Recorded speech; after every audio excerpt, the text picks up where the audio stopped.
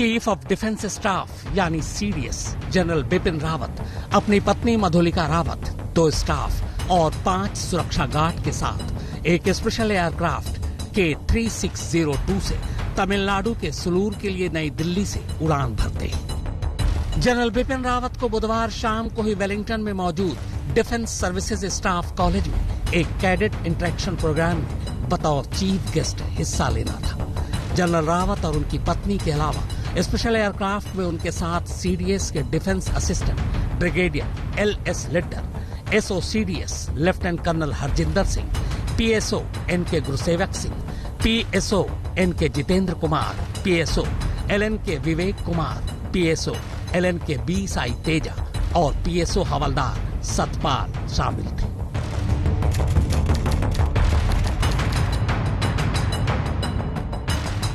दिल्ली से करीब 2.5 घंटे की उड़ान के बाद जनरल रावत का स्पेशल प्लेन सुलूर में लैंड करता है।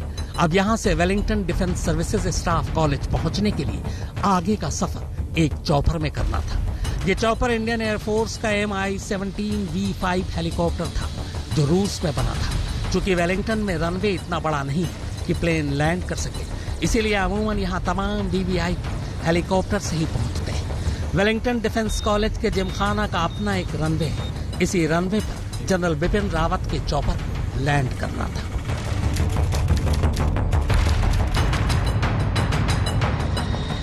सुबह ठीक 11:15 बजे MI-17 V5 हेलीकॉप्टर सुलूर से वेलिंगटन के लिए उड़ान भरता है। सुलूर से वेलिंगटन तक की दूरी 45 मिनट में पूरी होनी थी। जनरल बिपिन रावत और उनकी पत्नी समेत उनके 9 स्टाफ के अलावा इस हेलीकॉप्टर में 5 क्रू मेंबर भी सवार थे, यानी चॉपर में कुल 14 लोग मौजूद थे।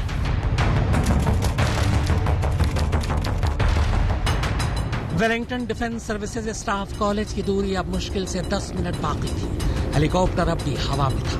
तभी अचानक कट्टेरी इलाके के कुछ लोगों की नजर आसमान में उड़ते आग के शोले और धुएं की तरफ जाती है।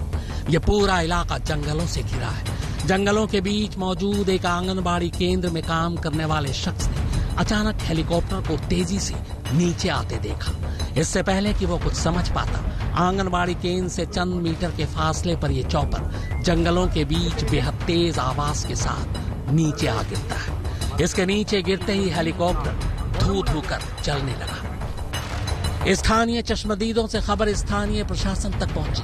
सबसे पहले लोकल पुलिस और फायर ब्रिगेड की टीम को खबर की गई। चूंकि हेलीकॉप्टर सेना का था, लिहाजा स्थानीय प्रशासन ने फौरन सेना को भी इसकी सूचना दी। तब तक सुलूर एयरबेस से भी हेलीकॉप्टर का संपर्क टूट चुका था। खबर मिलते ही सेना और एयरफोर्स की टीमें सुलूर और वेलिंगटन से आनन फानन में घटना स्थल की तरफ भागती हैं। जिस जगह हेलीकॉप्टर गिरा था वो इलाका जंगलों से घिरा हुआ है। ऐसे में गाड़ियों से वहां तक पहुंचना नामुमकिन था। वक्त तेजी से भाग रहा था। जमीन पर गिरने के बाद भी काफी देर तक हेलीकॉप्टर धू धू कर चल रहा था। हेलीकॉप्टर में सवार सभी लोग आसपास ही पड़े थे। करीब करीब सभी लोग आग से बुरी तरह झुलस चुके थे। तमाम दुश्वारियों के बावजूद स्थानीय लोगों और लोकल पुलिस की मदद से आग बुझाने की कोशिश की गई, लेकिन ये नाकाफी थी। कुछ देर बाद सेना और वायुसेना के जवान अफसर भी हादसे वाली जगह पर पहुंच चुके थे। घायलों को उठाकर सबसे पहले नजदीकी अस्पताल ले जाया गया। सभी घायल लगभग बुरी तरह से झुलस चुके थे। कुछ को फिर वेलिंगटन ले जाया गया। अब तक खबर चेन्नई पहुंच चुकी थी। तमिलनाडु के मुख्यमंत्री स्टालिन ने वन मंत्री को फौरन मौके पर रवाना कर दिया। तमिलनाडु के वन मंत्री ने इस हादसे पर सबसे पहले जानकारी दी।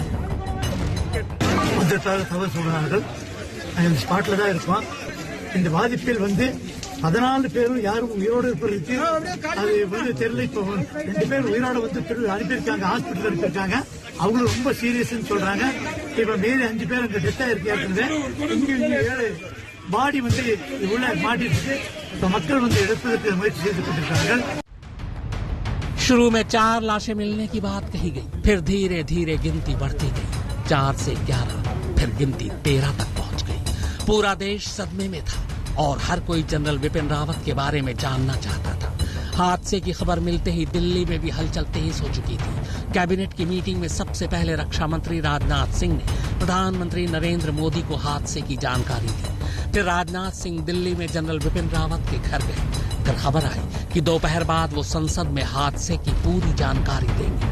लेकिन बाद में बताया गया कि रक्षा मंत्री गुरुवार सुबह को संसद भवन में अपना बयान देंगे। इन सारी चीजों के बीच लोगों को इस सवाल का जवाब नहीं मिल पा रहा था कि सीडीएस यानी जनरल बिपिन रावत की हालत कैसी है।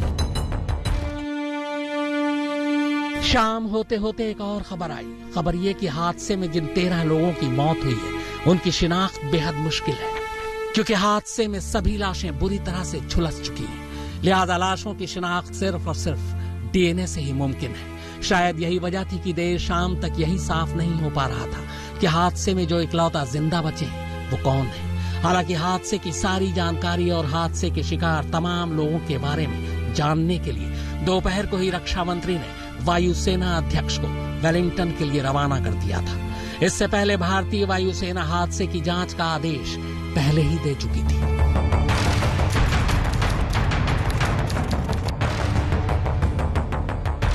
भारतीय वायुसेना अध्यक्ष सुलूर पहुंचते हैं और फिर दिल्ली तक खबर पहुंचती है। शाम 6:05 पर भारतीय वायुसेना पहली बार इस बात की पुष्टि करती है कि हेलीकॉप्टर हादसे में जनरल बिपिन रावत की मौत हो चुकी है। इसके साथ ही उनकी पत्नी मधुलिका रावत भी नहीं रही। इस खबर के साथ ही पूरा देश शोक में डूब जाता है। नई दिल्ली में एक बार फिर से बैठकों का दौर शुरू हो चुका था। सीसीएस की बैठक बुलाई गई।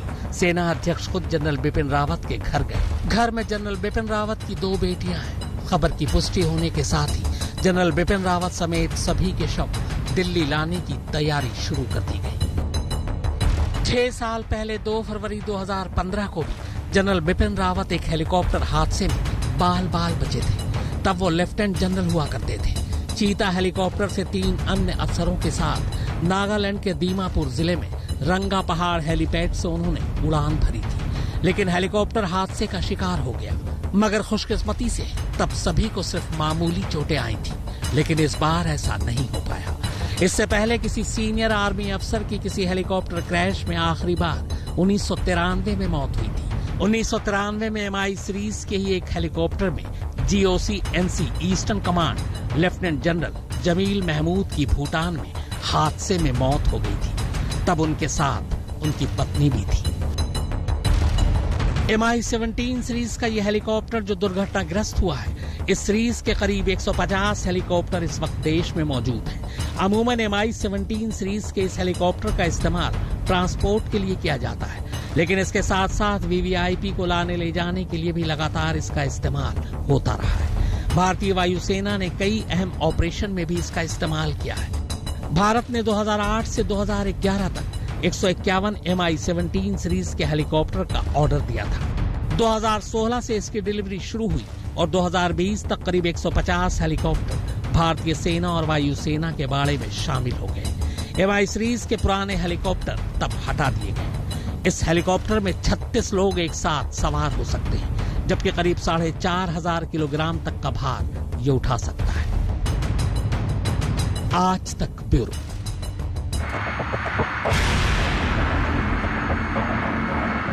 भारतीय वायुसेना ने हादसे की जांच के आदेश दे दिए हैं, पर सवाल यह है कि आखिर हादसे की वजह क्या थी।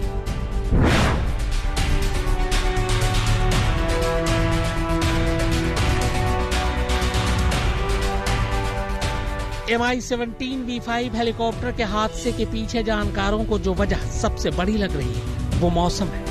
पहले भी खराब मौसम के चलते कई ऐसे हादसे हो चुके हैं। पूर्व MI-17 के पायलट अमिताभ रंजन ने आज तक को बताया कि ऐसे हादसों में अक्सर मौसम ही सबसे बड़ी वजह होती है, खासकर पहाड़ी और जंगली इलाकों में। जिस जगह ये हादसा हुआ वहां आज सुबह से ही मौसम खराब था।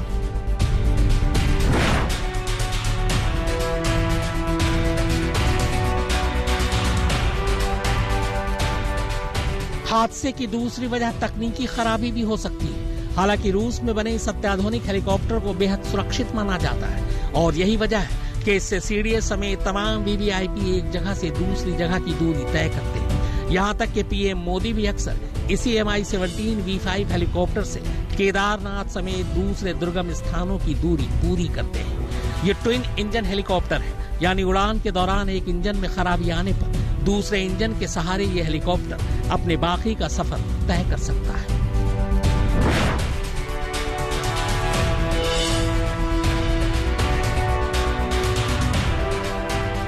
जहां यह हेलीकॉप्टर हादसे का शिकार हुआ, वहां से इसकी मंजिल यानी वेलिंगटन आर्म्ड फोर्सेस कॉलेज की दूरी महज 10 किलोमीटर की बताई गई है। ऐसे में सवाल उठता है कि कहीं ये हेलीकॉप्टर किसी पावर लाइन से टकराकर हादसे का शिकार तो नहीं हो गया, क्योंकि आमतौर पर हेलीपैड के नजदीक आकर चॉपर अपनी ऊंचाई कम कर देते हैं ताकि उनके लिए लैंड करना आसान हो जाए। इन हालात में ये भी जानना जरूरी है कि आखिर हादसे के वक्त ये हेलीकॉप्टर ठीक कितनी ऊंचाई पर उड़ रहा था और नीचे उड़ान भरने की वजह से ये किसी पावर लाइन से तो नहीं टकरा गया।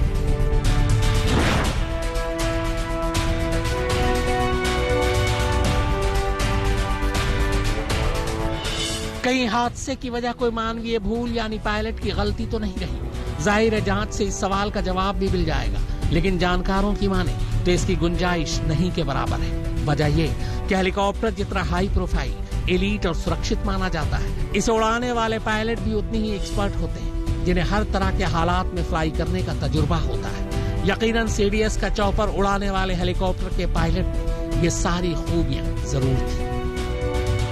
आज तक ब्यूरो।